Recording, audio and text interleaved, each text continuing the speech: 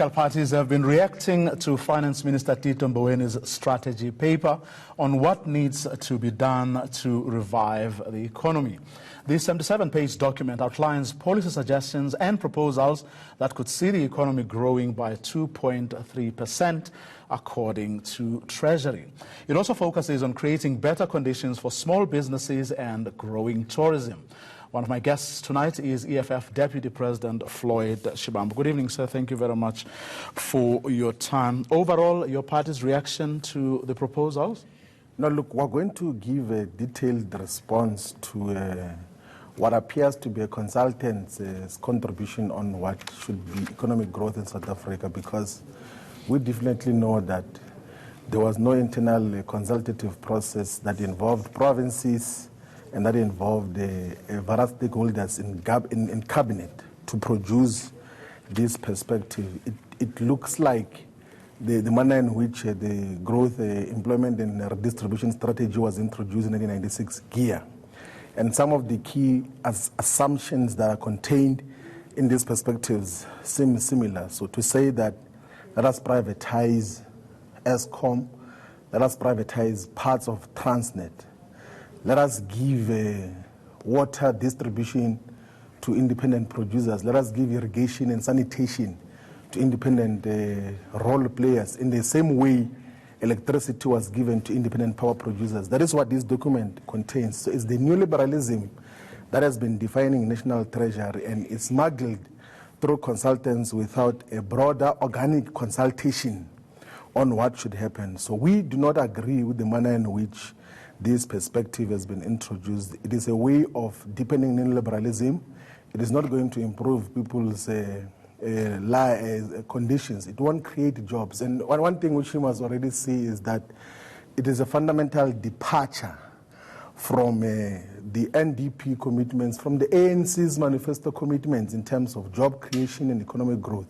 So you can realize that those that drafted the perspectives are not in touch with what is happening on the ground and what is reality. It's an attempt, of course, to try to test waters if South Africa will agree to the privatization of Eskom in the manner in which it is being proposed. So it's an intensely problematic perspective which has never helped South Africa, because if you were to survey all economic growth models from 1996 that puts at the center of development the private sector, have dismally failed in terms of creation of jobs and reduction of poverty in South Africa. GEAR failed as GISA failed. The NDP is a dismal failure. The so-called New Growth Path is a dismal failure as well. And the fundamental assumption of all those strategies was that pursue growth first through the private sector and then the rest shall follow.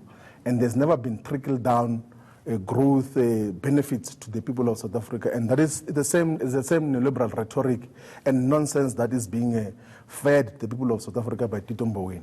Now, I mean, irrespective of what you think or how you feel about the set of proposals that he is putting or Treasury is putting on the table, are you saying that there is something inherently wrong with someone putting ideas on the table and saying let's have a conversation, especially on the back of, I mean, you've seen over the past few weeks and months South Africans, calling for leadership. So can you really falter somebody for putting ideas on the table?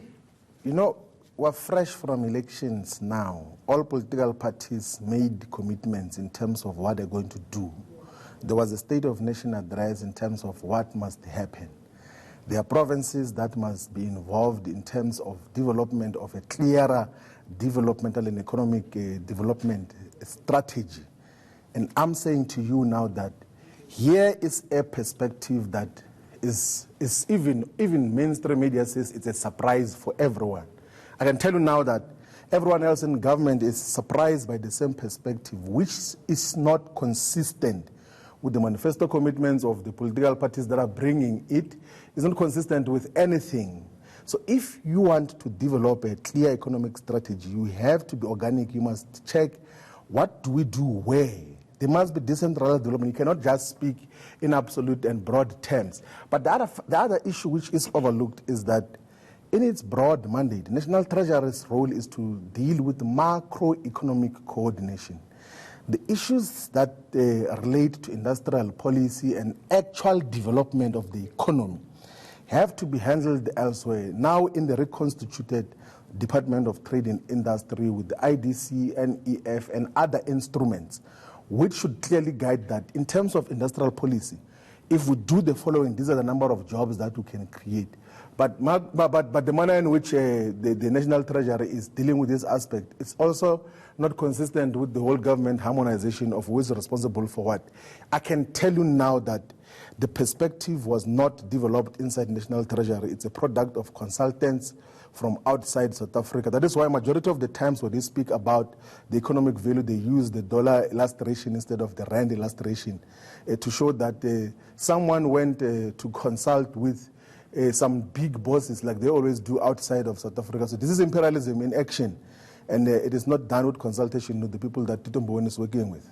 I mean, if the governing party decides to go against its own manifesto or the promises that it made in the run-up to the election, then I'm sure it's up to the electorate to say, well, you didn't do what you promised to do, so we'll dump you and choose somebody else. Should you not leave that decision to the electorate?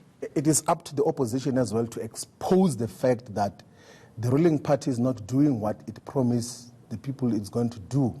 That is why we're highlighting the fact that these commitments and plans that are contained here, there's nowhere in the ANC manifesto, any party's manifesto, where it is said that there must be a similar IPP approach to water and irrigation system distribution. No one has ever made that commitment. So we have to all the times, as the opposition, expose the inconsistencies that are contained in ANC's implementables vis-a-vis their manifesto commitments, to say that these people are not operating independently.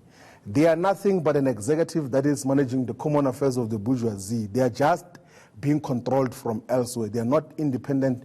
This perspective is not a reflection of their own policies. It's not a reflection of what is reality. Look, there are some simple things, man, like the entire perspective doesn't say anything about the fourth industrial revolution, the so-called fourth industrial revolution.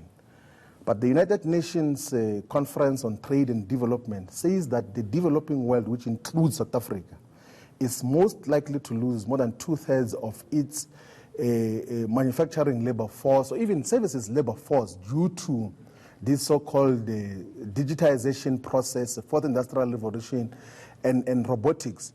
But you want to come with an economic development strategy in 2019, which doesn't say anything about the fourth industrial revolution and what is going to be done much more practically by government. You can realize that someone is stuck elsewhere and is sourcing the perspective without an organic engagement with all the role players that are supposed to inform economic policy and say that this is what should happen to save South Africa from a crisis. Is there nothing at all that you agree with in the whole document or set of proposals that have been put before? There is no clear commitment in terms of what should happen. There's a broad sentence that, if it were to be dealt with in detail, could be agreeable. That is the one of saying that the state should utilize its buying power to drive local inward industrialization, because there is no one in the world who has ever achieved maximum economic growth without labor-absorptive industrialization.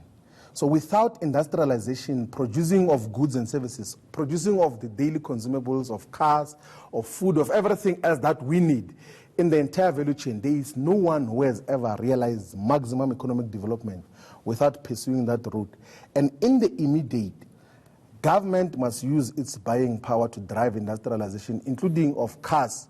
Instead of Ramaphosa going to promote Nissan in Japan, there must be a made in South Africa car, and the state must be the first buyer, so that would drive jobs, would drive economic activity, which is going to grow the economy. What is happening currently is something else. So in a broad sense, that is mentioned, but there's no substantiation in terms of how practically such is going to be achieved. And if we were to make a contribution as the EFF, would say that to drive local industrialization anchored through state procurement, you need to amend the Public Finance Management Act so that procurement prioritizes the local producers at all times in a manner that is going to sustain and even create more jobs for all our people.